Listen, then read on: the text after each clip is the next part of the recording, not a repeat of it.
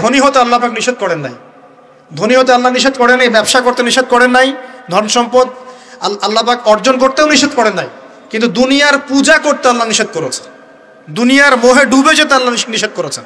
সম্পদ ওসমান রাদিয়াল্লাহু আনহুরও ছিল, কিন্তু সেই সম্পদ তিনি তার প্রয়োজনে যতটুকু লাগতো এতটুকু ব্যয় করতেন, বাকিটা আল্লাহর রাস্তায় ব্যয় করতেন। উসমান রাদিয়াল্লাহু আনহুর মতো ধনী হতে কোনো সমস্যা আছে? কোনো আপত্তি আছে? একটা আমল তার জীবনী থেকে পাওয়া যায়, এটা পড়ে আমার কাছে এত নিজেকে এত ছোট মনে হচ্ছে যে কাশ যদি এই আমলটা আমি করতে পারতাম। বলে দেব, চেষ্টা করছি যে করার, আপনারাও করার চেষ্টা করেন। উসমান রাদিয়াল্লাহু আনহু ধনী ছিলেন কিনা, তো নবীর কাছে গিয়ে বলছেন যে আমার ধন সম্পদ খুব বেশি বাড়ছে, ইয়া রাসূলুল্লাহ আপনি সম্পদ একটু কমানোর দোয়া করেন তো আমার জন্য। চিন্তা করা যায় মানুষ এমন দোয়া কেউ করবে এই যুগে? আচ্ছা, নবী সাল্লাল্লাহু আলাইহি ওয়াসাল্লাম বললেন তুমি উটের পিঠে গাধার পিঠে খাওয়া দাওয়া করো, ঠিক আছে, খাওয়া দাওয়া করো। তো তিনি খাওয়া দাওয়া করেন। এখন কয়দিন পরে, কয়দিন বলতে কতদিন আল্লাহ ভালো জানেন, তিনি এসে বলছেন ইয়া রাসূলুল্লাহ আমার তো সম্পদ আরো আগের চেয়ে বাড়তেছে, দেখি আপনি কি দোয়া করলেন, সম্পদ তো আরো বাড়া শুরু করেছে এখন। তখন তিনি বলছেন যে তুমি যখন খাও তখন তোমার হাত থেকে যদি খাবার পড়ে যায় তুমি কি করো?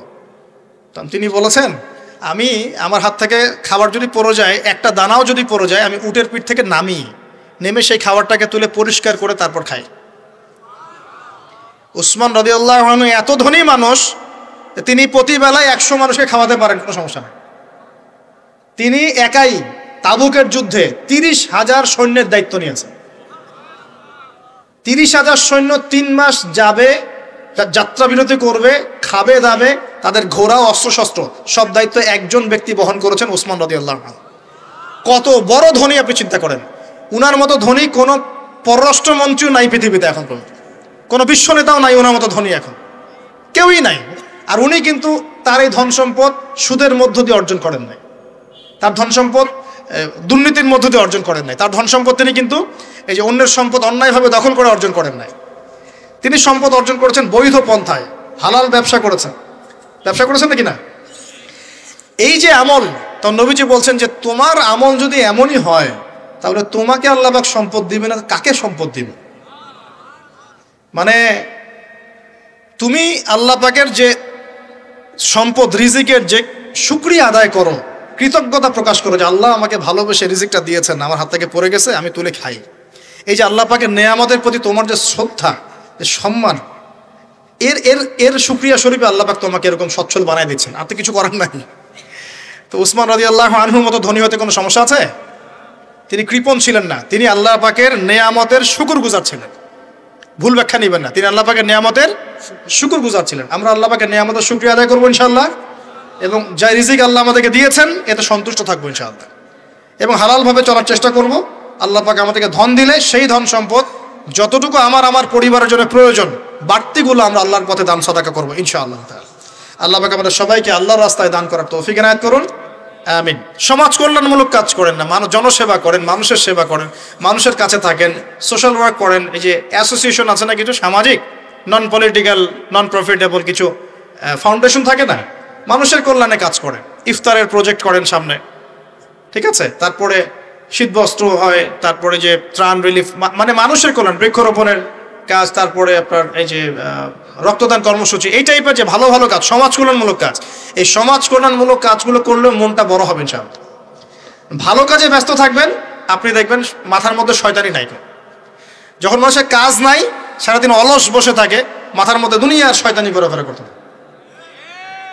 আল্লাহ পাক আমাদের সবাইকে ভালো কাজের সাথে থাকার তৌফিক দান এবং ভালো কাজে একে অপরকে সহযোগিতা করার তৌফিক দান। নিজেকে ভালো কাজে ব্যস্ত রাখেন। দান সৎকার করলে কখনো টাকা কমে যায় না, মনে রাখবেন। দান করলে কোনোদিনও টাকা কমে যায় না। আপনার দানের টাকা ঘুরে ফিরে আপনার কাছে আসবে, বুঝতে পারছেন না? আপনার দানের টাকা ঘুরে আল্লাহ আপনার কাছে ফিরাই দিবে। কিভাবে ফিরাবেন সেটা আল্লাহর দায়িত্ব। আমি কি বুঝাবো কিভাবে ফিরাবেন? বুঝবেন, একটু বোঝানোর চেষ্টা করবেন। অর্থনীতি কিন্তু কঠিন, সহজ করে বুঝানোও কঠিন, সবাই সহজ করে বোঝাতেও পারবে না। আমি একটা পয়েন্ট খালি বুঝাই আপনাদেরকে, বোঝেন, চেষ্টা করেন। মনে করেন আপনাদেরকে অর্থনীতি বুঝাই, এগুলো আমাদের সাবজেক্ট ছিল, আর তখন আমরা আসলে অর্থনীতি কিছুই বুঝতাম না। তারপরে যখন কোরআন হাদিস পড়া শুরু করলাম তখন দেখলাম যে ও আচ্ছা, ব্যাপার তো খুব সহজ। সহজ জিনিসটাকে এত কঠিন করা হয় কেন? দেখেন কিরকম, মনে করেন একটা বাজার, আপনি দেখেন বাজার আছে কি? আচ্ছা, এই বাজারের মধ্যে ধরেন 100 ব্যবসায়ী আছে, আর ব্যবসায়ীরা ব্যবসা করে। আল্লাহ পাক ব্যবসা হালাল করেছেন না হারাম করেছে? হালাল ব্যবসা। ব্যবসায় একটা 10 টাকার পণ্য আপনি চাইলে 30 টাকা, 40 টাকা, 50 টাকা, 100 টাকা বিক্রি করতে পারবেন কি না? পারবেন। মার্কেটের একটা ফিক্সড প্রাইস থাকে, মার্কেট প্রাইস, এটাকে বলে মার্কেট প্রাইস, যে একটা দাম নির্ধারণ করা হয় যে আমরা এই দামে সব সেল করবো, তাই না? আচ্ছা, আর ব্যবসায়ীরা ব্যবসা করছে, ব্যবসায় লাভও আছে লসও আছে, ঝুঁকিও আছে, লাভও হতে পারে লসও হতে পারে। এখন ব্যবসা করার সময় দেখা গেল যে এক ভাই লাভ করলো আর এক ভাই লস করলো, এমনটা হয় কি না? আচ্ছা, আল্লাহ পাক এখানে কি করেন জানেন? এই বাজারের মধ্যে যে সম্পদগুলো আছে, অর্থ সম্পদ, আপনারা যেটা কারেন্সি বলেন, এগুলো আল্লাহ রাব্বুল আলামিন হাত থেকে হাতে ঘোরাতে থাকেন। আজকে আপনার হাতে, কালকে তার হাতে, কালকে তার হাতে, পরশু আরেক ভাইয়ের হাতে। এই সম্পদ বাজারের মধ্যে ঘুরতে থাকে। বাজারটা হতে পারে সমাজ, হতে পারে রাষ্ট্র, হতে পারে বিশ্ব। ভালো করে বোঝেন, ছোট পরিসরে হতে পারে সমাজ, হতে পারে রাষ্ট্র বা বিশ্ব। আল্লাহ পাক সম্পদটা সার্কুলেট করেন, ঘোরাতে থাকেন। আজকে তার হাতে, কালকে তার হাতে, কালকে তার হাতে, এভাবে সম্পদ ঘুরতে থাকে। লাভ লসের রিস্ক আছে, কেউ লাভ করে, কেউ লস করে। এভাবে সম্পদ সার্কুলেট হতে হতে হতে আল্লাহ পাক যাকে ইচ্ছা ধনী বানান, যাকে ইচ্ছা গরিব বানান।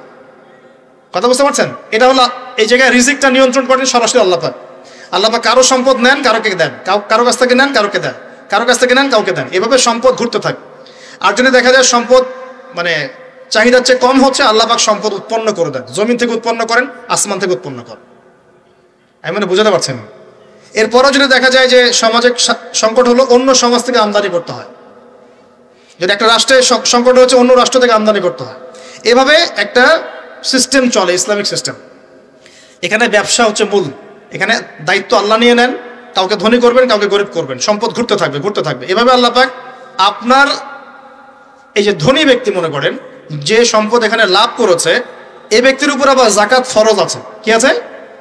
জাকাত ফরজ আছে। এখন এই যখন ধনী হবে, নিসাব পরিমাণ সম্পদ আসবে, তখন এই জাকাত দিবে গরিবকে। তখন যার হাত থেকে সম্পদ চলে আসছে, ওর কাছে আবার সম্পদ ফিরে যাবে। সুবহানাল্লাহ। বুঝতে পারলেন কি কিভাবে সম্পদ আল্লাহ পাক ঘোরান? এর জাকাত ছাড়াও আছে সাদাকা। সাদাকা ছাড়া সাদাকাতুল ফিতর আছে, অনুদান আছে, এবং নরমালি আল্লাহ পাক কিন্তু সদকা করতে উৎসাহিত করেন। এইভাবে একটা ইকোনমিক সিস্টেম চলতে থাকে, ছোট বা বড় পরিসরে। এইভাবেই মদিনা টিকে ছিল, এভাবেই মদিনার ইকোনমিক সিস্টেম চলতো নবী সাল্লাল্লাহু আলাইহি ওয়াসাল্লামের যুগে। তো সেখানে আরো একটা বিষয় এক্সট্রা ছিল, যেটা এখন নাই। সেটা ছিল গনিমত। সেটা কি? রাসূল সাল্লাল্লাহু আলাইহি ওয়াসাল্লাম সাহাবীরা বিভিন্ন যুদ্ধ এবং জিহাদ করতেন কিনা? না, তারা তো এগুলো করতেন না। মসজিদে বসে খালি সুবহানাল্লাহ পড়তেন। হ্যাঁ নাকি? বদর উহুদ তো হয়নি ইসলামে, হয়েছে? বদর উহুদ বলে কোনো যুদ্ধ হয়েছে নাকি? এগুলো বললে তো দেখা যাবে বাপরে বাপ, অবস্থা খারাপ। হ্যাঁ, জিহাদি বয়ান শুরু করে দিয়েছে। তখনই মুসলিমরা যুদ্ধে গিয়েছে এবং জয় করেছে, তখন বিপুল গনিমতের সম্পদ লাভ করেছে। বুঝতে পারছি? গনিমত মানে ওই যে যাদের সাথে যুদ্ধ হচ্ছে ওদের সব সম্পত্তি মুসলিমরা তখন পেয়ে যায়, কারণ ওগুলো ছেড়ে ওরা পালিয়ে যাবে। এটা এর মধ্য দিয়ে মুসলিমরা ব্যাপক সচ্ছলতার মুখ দেখেছিল। খায়বারের যুদ্ধে জয়ের মধ্য দিয়ে মুসলিমরা প্রায় 1/3 সম্পদ পেয়েছিল আরবের মধ্যে। জাজিরাতুল আরবের 1/3 সম্পদ শুধু খায়বার যুদ্ধ জয়ের মধ্য দিয়ে লাভ করা হয়েছে। ওইটা তো নাই, এখন ক্লোজড। আমি ওগুলো বাদ দিয়ে এই সিস্টেমগুলোর কথা বললাম, সাদাকা, ব্যবসা ইত্যাদি ইত্যাদি। তার মানে ইসলামিক ইকোনমিক সিস্টেমের মধ্যে আল্লাহ পাক সম্পত্তি নিয়ন্ত্রণ করছেন এবং কাউকে ধনী বানাচ্ছেন, কাউকে গরিব করছেন। সম্পদ হাতে হাতে ঘুরছে, যে ধনী সে আবার জাকাত দিচ্ছে, তখন গরিবের কাছে ধনীর সম্পত্তি চলে আসছে। এখন চলমান সিস্টেমে কি সমস্যা হয়? যখন আপনি ব্যবসাটাকে গুটিয়ে নিয়ে সুদটাকে প্রাধান্য দিচ্ছেন, মানে সুদের মধ্যে কি লাভ লস দুটা রিস্ক আছে, ঝুঁকি আছে কোনো? সুদে আপনি যখন খান, আপনি কি বলেন যে ঠিক আছে আমি 100 টাকা নিলাম, ব্যবসায় লাভ হলে আমি দিব 50%, লস হলে 50%। এটা তো সুদ না, এটা তো সুদ না। এটা কি সুদ? যখন আপনি বলেন যে আমি 100 দিয়েছি, আমাকে 110 দেওয়া লাগবে, 100 দিয়েছি আমাকে 110ই দেওয়া লাগবে, আপনি তো লসের রিস্ক নিবেন না? নিবেন? সুদখোর কি লসের ঝুঁকি নিবে নাকি লাভের শর্তে টাকা দিবে? এখন যখন আপনি লাভ লসের ঝুঁকি নিচ্ছেন না, তখন একজন লাভ করা একজন লস করার কোনো সিস্টেম বাজারে থাকছে না। তখন সম্পদ ধনিক শ্রেণীর হাতে পুঞ্জীভূত হচ্ছে, তারা আস্তে আস্তে ধনী হতে থাকবে, গরিবরা আস্তে আস্তে গরিব হতে থাকবে। এরও উপরে যখন সে আবার জাকাত দিবে না, তখন ওই সম্পদ আবার গরিবের কাছেও ফিরে আসবে না। এভাবে সুদের মধ্য দিয়ে সম্পদ সংকীর্ণ হয়ে যায়, একদম একটা মার্কেট, সমাজ, রাষ্ট্র মেসাকার অবস্থা হয়, দেউলিয়া হয়ে চলে যাবে।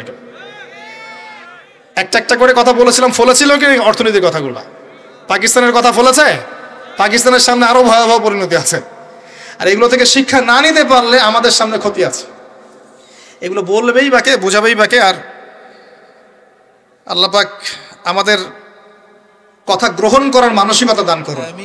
কমপক্ষে কথাগুলো শুনে একটু যাচাই করার তৌফিক আল্লাহ দান করুন। যাচাই করার পর যদি দেখা যায় যে হ্যাঁ ঠিকই বলেছে ছেলেটা, বা কম কিছুটা হলেও ঠিক বলেছে, ওইটুকু অন্তত গ্রহণ করার তৌফিক আল্লাহ দান করুন। একবারে যদি নেগলেক্ট করে দূর এইসব কথা শোনারই দরকার নাই, তাহলে তার কিছু হইল না। সমস্যা নাই, আমাদের কাজ কি? ফাযাক্কির ইন্নামা আনতা মুযাক্কির। আল্লাহ পাক আল্লাহর দ্বীনের দায়ীদের দায়িত্ব দিয়েছেন, তোমরা উপদেশ দিবে, তোমরা শুধু উপদেশ দাতা। লাস্তা আলাইহিম বিমুসাইতিন, কারো প্রতি তোমরা দারোগা নাও, চাপ দিয়ে মানাতে হবে, এই দায়িত্ব তোমাকে দেওয়া হয় না। জাস্ট বলে দিয়ে চলে আসে, সামনে আসে। ফাযাক্কির ইন নাফাআতিয যিকরা, তুমি উপদেশ দিবে হে নবী। সায়াযাক্কারু মান ইয়াখশা, যে উপদেশ গ্রহণ করবে সে শীঘ্রই গ্রহণ করবে, যে আল্লাহকে ভয় করে সে শীঘ্রই উপদেশ গ্রহণ করবে ইনশাআল্লাহ তাআলা। প্রিয় ভাইরা, তো এখনকার চলমান বিশ্বের ইকোনমিটা হচ্ছে সুদ ভিত্তিক। এই কারণেই ইকোনমিক সমস্যাগুলো, মন্দাগুলা, স্যাংশনগুলা, করাপশনগুলা, এগুলো সুযোগ থেকে যায়। আদারওয়াইজ ইসলামিক ইকোনমিক সিস্টেম পরিপূর্ণরূপে থাকলে এই সমস্যাগুলো হতো না। রমজান মাসে ওয়াদা নাম্বার 5, কয়টা ওয়াদা করছেন এই পর্যন্ত ভাই? 4টা। ওয়াদা নাম্বার 5 হচ্ছে রমজান মাসে যার যার জাকাত ফরজ হয়, জাকাত অবশ্যই জাকাত আদায় করে দিবেন ইনশাআল্লাহ। করবেন কি না? আপনারা কি মনে করেন যে নামাজই খালি ফরজ, জাকাত ফরজ না? জাকাত ফরজ না? যে কেউ যদি মনে করে নামাজ ফরজ, জাকাত ফরজ না, সে ব্যক্তি কাফের। হ্যাঁ, আমার ফতোয়া না, যে কোনো আলেমকে জিজ্ঞাসা করেন না, যে কোনো মাযহাবের আলেমকে জিজ্ঞাসা করেন, যে কোনো মাযহাবে, মান ফাররাকা বাইনা সলাতি ওয়াজ যাকাত, যে ব্যক্তি সালাত এবং যাকাতের মধ্যে পার্থক্য করে সে ব্যক্তি মুসলিম মিল্লাত থেকে খারিজ হয়ে যাবে। আবু বকর সিদ্দিক রাদিয়াল্লাহু আনহুর যুগে কিছু মানুষ যাকাত দিত না, দিতে চায় নাই। আবু বকর সিদ্দিকের মতো নরম মানুষ না মনে হয়, নরম মানুষ, নামাজে দাঁড়ালেই ঝরঝর করে কান্না শুরু করেন, নরম মনের মানুষ, তিনি যাকাত অস্বীকারীদের বিরুদ্ধে যুদ্ধ করলেন। ইতিহাস পড়ে দেখেন। তারপরে তারা ভয়ে যাকাত দেওয়া শুরু করল। একজনের বিরুদ্ধে অ্যাকশন নেওয়া হয়েছে, বাকিরা ভয়ে যাকাত দেওয়া শুরু করেছে। রাষ্ট্রীয় কোষাগার সমৃদ্ধ হলো। মুসলিমরা কি ওই সময় সুদের মধ্য দিয়ে রাষ্ট্রীয় কোষাগার বৃদ্ধি করত? যাকাত ছিল, গনিমত ছিল, সাদাকা ছিল, ব্যবসা ছিল, কৃষি ছিল, এইগুলোর মধ্য দিয়ে তারা সমৃদ্ধ হতো। আর এই সমৃদ্ধি দিয়ে আমরা প্রায় 1200 বছর বিশ্ব শাসন করেছি। কত বছর? 1200 বছর আমরা বিশ্ব শাসন করেছি। আর এখন আমাদেরকে চাইতে হয়, লোন দেন, এই করেন, সেই করেন। আমাদেরকে নিচের হাত হইতে হয়েছে, নিচের হাত। কি লজ্জা আমাদেরকে নিচের হাত হতে হয়েছে, ওরা এখন উপরের হাত। ওরা আমাদেরকে এখন অনুদান দেয়, আবার সুদের শর্ত দিয়ে দিবে। আপনারা তো IMF বুঝবেন না, ওইটাতে আমি যাচ্ছি না। এমন কিছু শর্ত দিবে যেটা রাষ্ট্রের গলা দড়ি চিপে রেখে দিবে একেবারে। এটা যারা এখানে বিজ্ঞ ব্যক্তিত্বরা আছেন তারা বুঝবেন আমার কথা। গলার মধ্যে দড়ি দিয়ে ফাঁস লাগিয়ে রেখে দিবে, এর নাম লোন দেওয়া। গলায় দড়ি দিয়ে ফাঁস ধরে রেখে দিবে, এর নাম লোন দেওয়া। দিবি না মানে টান দিয়ে নিয়ে নিবে একদম। তারপর শ্রীলঙ্কা বানায় রেখে দিবে একেবারে। শ্রীলঙ্কা এমনি হয়েছে নাকি? ওর গলায় আগে রশি পরাইছে, নে তুই নে, এগুলো সব নে। রশি আস্তে আস্তে টান দিছে দিয়ে এক পর্যায়ে যখন দেখছে এ তো আর আমার কিছু শোধ করতে পারবে না, টান দিয়ে সব নিয়ে নাও, দেউলিয়া শেষ নাই। শিক্ষা, বিশ্ব বুঝতে হবে কোরআন সুন্নাহ আল্লাহ পাক শুধু এই যে ঝাড়ফুঁক করার জন্যে আর তাবিজ করার জন্যে, হ্যাঁ, শুধু বরকত নেওয়ার জন্যই নাজিল করেন নাই। কোরআন এবং সুন্নাহ আল্লাহ পাক নাজিল করেছেন যাতে কোরআন সুন্নাহ দিয়ে আমরা চলমান সমাজের, বিশ্বের সমস্ত সমস্যাগুলোর সমাধান খুঁজে বের করতে পারি। না কি মনে হয় আপনাদের? এই জন্য আল্লাহ নাজিল করেন নাই? আমি একটা আয়াত বলি তাহলে বুঝবেন। আল্লাহ বলছেন সূরা নাহল আয়াত নাম্বার 89, সূরা নাহল আয়াত নাম্বার 89, 89। আল্লাহ পাক বলছেন বিসমিল্লাহির রহমানির রহিম, ওয়া নাযালনা আলাইকাল কিতাব, হে নবী আমি আপনার প্রতি এমন একটা কিতাব নাজিল করে দিয়েছি, মানে কোরআন, তিবিয়ানান লিকুল্লি শাই, যে কিতাব প্রতিটা বিষয়কে ব্যাখ্যা করবে ইনশাআল্লাহ। ব্যাখ্যা করে কিনা? কোরআন প্রতিটা বিষয়কে ব্যাখ্যা করে কিনা? ওয়া হুদান, এবং কোরআন হবে আমাদের জন্য হেদায়াত, মানে পথনির্দেশ, গাইডেন্স। ওয়া রাহমাতান, এবং আল্লাহর পক্ষ থেকে রহমত, দয়া। ওয়া বুশরা লিল মুসলিমিন, আর মুসলমান জাতির জন্য এই কোরআন হচ্ছে সুসংবাদ। বলে সুবহানাল্লাহ। এই কোরআন যদি পড়ি না, বুঝি না, আমল করি না, তাহলে এর সমাধান কেমন করে বের করব? আল্লাহ পাক আমাদেরকে এমন ওলামায়ে কেরাম দান করুন, এমন প্রজন্ম দান করুন, এমন যুব সমাজ দান করুন, এমন নেতৃত্ব দান করুন, যারা কোরআন এবং সুন্নাহর জ্ঞান দিয়ে পুরো বিশ্বটাকে শাসন করতে পারবে ইনশাআল্লাহ। আল্লাহ পাক, আমি দোয়া করি আল্লাহ পাক আমাদের ঊর্ধ্বতন কর্তৃপক্ষ সহ সবাইকে এমন হেদায়েত দান করুন, যে হেদায়েতের আলোকে তারা কোরআন সুন্নাহর কাছে এমনভাবে আত্মসমর্পণ করবে যে ওই হেদায়েতের আলো নিয়ে, ওই আলোর মশাল নিয়ে ইনশাআল্লাহ বিশ্বটা জয় করবে ইনশাআল্লাহ। এমন প্রজন্ম আসবে ইনশাআল্লাহ, যদি এই এস্টিমেশনগুলা, প্রেডিকশনগুলা ফলে, এরকম প্রজন্ম যে আসবে এটাও একদিন ফলবে ইনশাআল্লাহ। তাহলে আমরা নিয়াত করতে পারি কি, 7 নাম্বার ওয়াদা করতে পারি যে আমরা সবাই কোরআন এবং সুন্নাহর ইলমটা অর্জন করব ইনশাআল্লাহ। কমপক্ষে বেসিক কিছু জ্ঞান অর্জন করব ইনশাআল্লাহ। আমি বলছি না যে সবাইকে মুফতি হওয়া লাগবে, সবাইকে দায়ী হতে হবে, সবাইকে একদম মুফাসসির হতে হবে, এটা জরুরি না, এটা মানুষ পারবেও না। কিন্তু কমপক্ষে ইসলামের বেসিক জিনিসগুলো কি আমরা শিখতে পারি না ভাই? এটা শেখার জন্য কি খুব কষ্ট করতে হবে? আল্লাহ পাক আমাদের সবাইকে খাস নিয়াত করার তৌফিক দান করুন, খালেস নিয়াত করার তৌফিক দান করুন।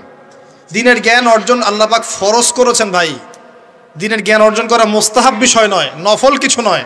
তালাবুল ইলমি ফরিদা আলা কুল্লি মুসলিম, প্রত্যেক মুসলমানের উপরেই দ্বীনের ইলম অর্জন করাটা ফরজ। এটা কি নফল?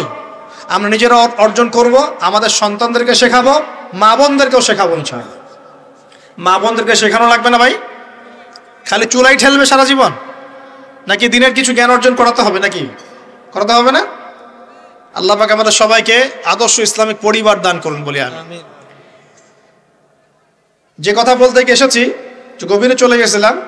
আপনারা যাকাত দিয়েন, রমজান মাসে আল্লাহর ওয়াস্তে যাকাতগুলো দিয়ে দিয়েন, এবং আল্লাহর ওয়াস্তে একটু ওয়াদা করেন আর যাই করেন অর্থনৈতিক জীবনে সুদের সাথে সম্পৃক্ত হবেন না। হবেন? সুদের পাপ কি? নিজের মায়ের সাথে জেনা করা। এই হাদিস কেউ শোনায় নাই ভাই? সুদের পাপের 70টা বা 73টা শাখা আছে। তার সবচেয়ে উঁচুটা আমি বলেছি কোরআন থেকে, আল্লাহ এবং তার রাসূলের সাথে যুদ্ধ করা। সবচেয়ে নিচের পাপটা কি জানেন? সবচেয়ে নিচের পাপ হচ্ছে নিজের মাকে বিয়ে করা। নাউযুবিল্লাহ। নিজের মাকে কেউ বিয়ে করে? এর চাইতেও জঘন্য কাজ হলো সুদ খাওয়া, কারণ সুদের মধ্য দিয়ে মানুষের রক্তকে চুষে খাওয়া হয়। আর মেরাজের রাতে যখন নবী সাল্লাল্লাহু আলাইহি ওয়াসাল্লাম, যে মেরাজের কথা বলছিলাম, তিনি আল্লাহর সাথে সাক্ষাৎ করতে গিয়েছিলেন, তখন জাহান্নামের অনেক আযাব তিনি দেখেছেন। আর কিছু প্রশ্ন করতে পারে মানুষ যে জাহান্নাম কি তাহলে আগেই তৈরি হয়ে আছে, আযাব কি এই সেই, এগুলো অ্যান্সার দেওয়ার জন্য আরেকটা লেকচার লাগবে। মনে রাখবেন, সময় এর নিয়ন্ত্রণ আল্লাহর হাতে। আমাদের কাছে অতীত, বর্তমান, ভবিষ্যৎ এই বিষয়গুলো আছে, আমাদের টাইম ফ্রেমের মধ্যে এটা আছে। আল্লাহ পাকের কাছে এইভাবে সময় না যে অতীত একটা, এটা বর্তমান, এটা ভবিষ্যৎ, এমন নয়। সব কিছু আল্লাহর সামনে, সব কিছু। আমরা যেখানে ঘুরি, এই সৌরজগতে আমরা ঘুরছি, এই যে ওয়াজ করছি যখন আমরা, এখনো জমিনটা ঘুরছে কি না? আমাদেরকে নিয়ে পৃথিবী ঘুরছে শূন্যের মধ্যেই। সুবহানাল্লাহ বলেন। আমাদেরকে নিয়ে পৃথিবী এখনো এই মুহূর্তেও শূন্যের মধ্যে ঘুরছে, আসমানে ঘুরছে কি না? আমরা কি টের পাচ্ছি? টের পাচ্ছি না। সূর্য উঠছে, আমাদের কাছে মনে হয় যে একটা দিন আসলো, ডুবলো, একটা রাত হয়ে গেল। যদি আল্লাহ পাক পৃথিবীর ঘোরার গতিটাকে কমায় দেন, তাহলে কি হবে জানেন? দিন রাত লম্বা হয়ে যাবে। বুঝেন নাই মনে হয়? আল্লাহ পাক যদি এই যে আমরা ঘুরছি মনে করেন এভাবে, আল্লাহ যদি গতিটাকে কমায় দেন, আস্তে আস্তে ঘুরে, তাহলে দিন রাত লম্বা হয়ে যাবে। বিজ্ঞানীরা বলে, এটা বিজ্ঞানীদের কথা, এটা আমার কথা না, বিজ্ঞানীরা বলে তখন আমাদের দাড়ি চুলও নাকি পাকবে না, বয়সও নাকি বাড়বে না। যাই হোক, ওটা ওদের থটস, এটা আমাদের থটস না। আলোর বেগে যদি মানুষ মহাবিশ্বে, মহাকাশে সফর করতে পারে, আলোর বেগের চেয়ে বেশি বেগে, এখনকার সায়েন্সরা বলে, ওরাই বলে যে মানুষ তখন ফিউচারে চলে যেতে পারে, ভবিষ্যতে যেতে পারে, আলোর বেগে যদি সফর করতে পারে। এটা ওদের কথা, আমরা এইসব আলোচনা যাচ্ছি না। বলছি সময়ের নিয়ন্ত্রণ কার হাতে? আল্লাহর হাতে। বারজাখ বলে একটা জগৎ আল্লাহ তৈরি করেছেন। কি নাম? বারজাখ। এই জগৎটা হচ্ছে আমাদের দুনিয়ার জগৎ আর জান্নাত জাহান্নামের যে কিয়ামতের দিন, এর মাঝখানের একটা জায়গা। এখানে ইল্লিন আর সিজ্জিন দুটো স্তর আছে, একটা নাম ইল্লিন, একটা সিজ্জিন। এই দুনিয়ার নেককার মানুষ যারা, তাদের আত্মাগুলোকে আল্লাহ পাক এই যে ইল্লিনে নিয়ে গিয়ে রেখে দেন। আর দুনিয়াতে যারা পাপী পাপাচারী, তাদের আত্মাগুলোকে আল্লাহ পাক সিজ্জিনে রেখে দেন। এই যে কবরের যে আযাব, যে আমরা একটা কথা বলি, এটা আযাব বলে রুহের আযাব। কিসের আযাব? রুহ। দেহ তো আপনার নাই, ওখানে দেহ আছে? দেহ তো পচে গেছে, গলে গেছে। তাহলে আযাবটা কিসের? রুহের। বুঝাচ্ছি, আমি এই পড়াশোনাটা করেছি ইমাম গাজ্জালী রাহিমাহুল্লাহর বই থেকে। এত গভীর মানে লেখা, মানে ধরতে গেলেও মনে হয় যে একটা লাইন 10 বার পড়তে হচ্ছে। একটা এক্সাম্পল দিয়ে তিনি বুঝাচ্ছেন এভাবে। তিনি বলছেন এটা একটা উদাহরণ মাত্র, এটাই প্রকৃত ব্যাখ্যা না, একটা উদাহরণ মাত্র। বোঝানোর চেষ্টা করছেন তিনি এভাবে যে আমরা যখন ঘুমাই, অনেকে ভালো স্বপ্ন দেখেন না? ভালো স্বপ্ন দেখে আপনার কাছে ভালো লাগছে, খুব মজা লাগছে না? স্বপ্নের মধ্যে আপনি কি মানে ভালো ফিল করছেন, মাশাআল্লাহ ভালো লাগছে, ঘুরছেন ফিরছেন খাচ্ছেন। যখন কোনো খুব ভালো আপনি একটা স্বপ্ন দেখেন, আপনার কিন্তু ভালো লাগে। আপনি স্বপ্নে ঘুমন্ত অবস্থাতেই আপনি স্বপ্নে বাস্তবের ফিলিংস পাচ্ছেন, এমন হয় না? আল্লাহ পাক যদি আপনাকে স্বপ্নের মধ্যে রেখে দেন, ধরেন 1 বছর 1.5 বছর 2 বছর, তার মানে 1-2 বছর আপনি স্বপ্নের মধ্যেই বাস্তবের ভালো লাগার ফিলিংসটা পেতে থাকবেন, কিন্তু আপনি ঘুমিয়ে আছেন। বাইরে থেকে আমি আপনাকে দেখছি যে আপনি ঘুমিয়ে আছেন, কিন্তু আপনি ঘুমন্ত অবস্থাতেও ভালো স্বপ্ন দেখেই ভালো ফিল করছেন। তিনি বোঝাচ্ছেন, উদাহরণ দিয়ে বোঝাচ্ছেন, এটা কিন্তু ব্যাখ্যা নয়, জাস্ট একটা বুঝাচ্ছেন উদাহরণ দিয়ে। আল্লাহ পাক যখন শহীদদের রূহগুলোকে জান্নাতে রেখে দেন, জান্নাতে তারা এইভাবে রূহগুলো ঘুরতে থাকে, ফল ফলাদি খেতে থাকে, পাখির মধ্যে রূহ দিয়ে দেন, সবুজ পাখি, এই পাখি উঠতে থাকে, তারা ভালো ফিল করতে থাকে। ওই হায়াতটাকে আল্লাহ পাক তাদের কাছে বাস্তব বানিয়ে দিয়েছেন। কথা বুঝতে পারছেন? ওই হায়াতটাকে আল্লাহ পাক তাদের কাছে বাস্তব বানিয়ে দিয়েছেন। তাদের কাছে মনে হচ্ছে এটাই বাস্তব, এটাই জগৎ। আল্লাহ চাইলে করতে পারেন না? একটা ঘুমন্ত মানুষকে যদি আল্লাহ করতে পারেন, তাহলে শহীদদের ব্যাপারে করতে পারেন না? পারেন। আবার ধরেন একজন মানুষ পাপাচারী, আপনি কখনো কখনো স্বপ্ন দেখেছেন, ভয়ের স্বপ্ন, আটকে উঠছেন, শ্বাস বন্ধ হয়ে যাচ্ছে, এমন হয়নি অনেকদিন? আর হবে তো বেশি, কারণ কানে তো হেডফোন দিয়ে গান শোনেন, আর হেডফোন কানে দিয়ে ঘুমান, FM শুনতে শুনতে ঘুমান। হ্যাঁ, এই কি করতে করতে ঘুমানোর আগে তো দোয়া কালাম নাই, দোয়া কালাম মাসলুম দোয়া কালাম তো নাই, সূরা মুলক নাই, সূরা বাকারা শেষের আয়াত নাই, ইত্যাদি নাই, পবিত্রতা নাই, বিছান ঝাড়েন না, লাইটস অফ করেন না। আপনার সুন্নত মাফিক তো ঘুমাচ্ছি না আমরা। ঘুমানোর কতগুলো সুন্নত জানেন? ঘুমানোরই কত সুন্নত আছে। ইস্তেঞ্জা করতে হয়, ওযু করে আসতে হয়, পারলে মেসওয়াক করে নেয়, বিছান ঝাড়তে হয়, বিসমিল্লাহ বলে লাইট অফ করতে হয়, দরজায় খিল দিতে হয়, পাত্র যদি থাকে খাবার পাত্র, পানির পাত্র ঢেকে দিতে হয়, তারপরে পড়তে হয় বিছানায় গিয়ে আয়াতুল কুরসি, সূরা বাকারা শেষের 2-3টা আয়াত, সূরা ফালাক নাস ইখলাস, হাত একত্রিত করে ফু দিয়ে সারা গা মাসাহ করতে হয়। ডান কাত হয়ে আল্লাহুম্মা বিইসমিকা আমুতু আহইয়া বলে এই যে 33 বার সুবহানাল্লাহ, 33 বার আলহামদুলিল্লাহ, 34 বার আল্লাহু আকবার পড়তে পড়তে ঘুমাতে হয়। কয়জন জানে? কয়জন ঘুমানোর সুন্নত? ঘুমানোর আগে এখন কানে হেডফোন, ব্লুটুথ, হাবি জাবি এইসব দিয়ে যুবকরা ঘুমাচ্ছে। প্রতিটা কাজ নবীর সুন্নত মতো করার চেষ্টা করবো, আল্লাহ পাক তৌফিক দান করুন। এই যে 9 নম্বর ওয়াদা করেন, জীবনের প্রতিটা কাজ নবীর সুন্নাহ মতো করবেন। রাজি আছেন ইনশাআল্লাহ? একদম চেহারা থেকে শুরু হবে, চুল দাড়ি পোশাক আশাক থেকে শুরু হবে। আল্লাহ পাক যত উপরে নিয়ে যাবেন, আপনি যেখানেই যান নবীর সুন্নত বাস্তবায়ন করবেন ইনশাআল্লাহ তাআলা। আল্লাহ পাক তৌফিক এনায়েত করুন, বলি আমিন। মনে করেন খারাপ স্বপ্ন দেখছেন, খারাপ স্বপ্নে এখন আপনি কষ্ট পাচ্ছেন, দেখছেন যে পানিতে ডুবে যাচ্ছেন, দেখছেন যে আপনি আগুনে পুড়ে যাচ্ছেন, নাউজুবিল্লাহ, দেখছেন যে আপনি হয়তো কেউ আপনার শ্বাস গলা চিপে ধরেছে ইত্যাদি, মানে আপনি কষ্ট পাচ্ছেন। বাহির থেকে কিন্তু আমি আপনার কষ্ট বুঝতে পারবো না, পারবো? আপনি ঘুমিয়ে আছেন, ঘুমিয়ে আপনি কষ্ট পাচ্ছেন। এখন এই ঘুমন্ত কষ্টের স্বপ্নটাকে আল্লাহ পাক যদি 5 বছর লম্বা করে দেন, পারবেন কি না? আল্লাহ পাক পারেন কি না? 5 বছর ঘুমিয়ে আছেন আপনি, উঠতে পারতেছেন না। এখন এটা হয় না, আল্লাহ চাইলে পারেন, সম্ভব কিনা? আল্লাহ পাক 309 বছর ঘুম পাড়া রাখেন নাই মানুষকে, আছে না দলিল? কোরআনে আছে না? কোন সূরায়? এই তো মাশাআল্লাহ, মাশাআল্লাহ, সূরা কাহফে আছে না? 309 বছর আল্লাহ পাক 9 জন 10 জন ছেলেকে ঘুম পাড়া রাখছেন না? রাখছেন। তো এখন মনে করেন যে আল্লাহ পাক আপনাকে ওই কষ্টের আযাবটাকে লম্বা করে দিলেন, কষ্টের ওই স্বপ্নটাকে লম্বা করে, তাহলে আপনি কিন্তু ঘুমের মধ্যেও কষ্ট ফিল করবেন। এখন কবরে যদি আল্লাহ পাক বারজাখের জীবনে সিজ্জিনে কিছু আত্মাকে রেখে আত্মাগুলোকে আযাব দেন, এবং ওইটাকেই যদি তাদের কাছে বাস্তব ফিল দিয়ে দেন, তাহলে কি তার আযাব পাবে না? অনেক ব্যাখ্যা আছে, যেগুলো নিয়ে আলাদা লেকচার দেওয়া লাগে। এতটুকু বোঝেন যে আল্লাহ পাক ইন্নাল্লাহা আলা কুল্লি শাইইন কাদির, আল্লাহ পাক প্রতিটা বিষয় সম্পর্কে ক্ষমতাবান। আল্লাহ পাকের হাতেই সব ক্ষমতা, আল্লাহ সব করতে পারেন। যে আল্লাহ পাক আমাকে শ্বাস নেয়ার ক্ষমতা দিচ্ছেন, নিঃশ্বাস নিচ্ছি, একটা নিঃশ্বাসের দাম কি অন্য কেউ দিতে পারবে? যে আল্লাহ পাক এনভায়রনমেন্ট, বায়ুমণ্ডলের মধ্যে নাইট্রোজেন গ্যাস দিয়ে দিয়েছেন, এই গ্যাস কি কে দিয়ে, অন্য কেউ দিয়েছে? যে আল্লাহ পাক শ্বাস নেয়ার জায়গা দিয়েছেন, আমাদের হার্ট যে পাম্প করছে, জন্মের সময় থেকে পাম্প করছে, এখন পর্যন্ত থামে নাই। একদিন এক মিনিটের জন্য থেমে গেলেই শেষ। এটা কে চালু করে রেখেছে? যে আল্লাহ এত কিছু করতে পারেন, সেই আল্লাহর পক্ষে নবী সাল্লাল্লাহু আলাইহি ওয়াসাল্লামকে তার কাছে নিয়ে যাওয়া, এই আযাবগুলো দেখানো এমন কঠিন কিছু? এগুলো নিয়েও এখন মানুষ প্রশ্ন তোলে। ঈমান কোন জায়গায় চলে গেছে চিন্তা করেন। তো এখানে নবীজি অনেকগুলো শাস্তি দেখেছেন, তার মধ্যে একই পাপের কারণে তিনটা শাস্তি দেখেছেন। কয়টা ভাই? এই সেই বিখ্যাত পাপের নামটাই হচ্ছে সুদ। কি নাম সেই পাপের? একবার দেখেছেন কিছু লোককে রক্তের নদীতে ফেলে দিয়ে মাথা ফাটিয়ে দেওয়া হচ্ছে। জিজ্ঞাসা করলেন এরা কারা?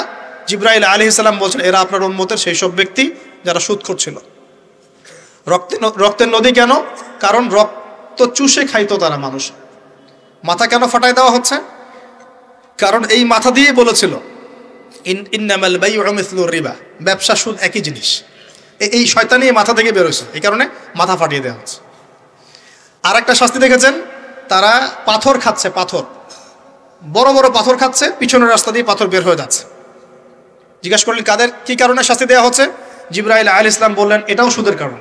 3 নাম্বারটা দেখেছেন তিনি, যে কিছু মানুষ শুয়ে আছে আর এই পেটটা, এই বাড়ি, আমাদের বাড়ি যেমন উঁচু, বাড়ির মতো উঁচু হয়ে আছে পেটটা, আর পেটের ভিতরে অজগরের মতো বড় বড় সাপ কিলবিল কিলবিল করছে। আর এই 3টা শাস্তি তিনি দেখেছেন। দেখে জিবরাইল আলাইহিস সালামকে বলছেন এই 3টা শাস্তি কি কারণে? 3টার ক্ষেত্রেই জিবরাইল আলাইহিস সালাম বলেছেন সুদের কারণে, সুদের কারণে, সুদের কারণে। আল্লাহ পাক আমাদেরকে হেফাজত করুন বলি। 10 নাম্বার নিয়াত, আমরা সবাই হালাল খাওয়ার চেষ্টা করবো ইনশাআল্লাহ। আমরা হারামের দিকে যাবো না ইনশাআল্লাহ। হালাল রিজিক আল্লাহ যতটুকু দিবেন এতটুকুতে সন্তুষ্ট থাকবো ইনশাআল্লাহ।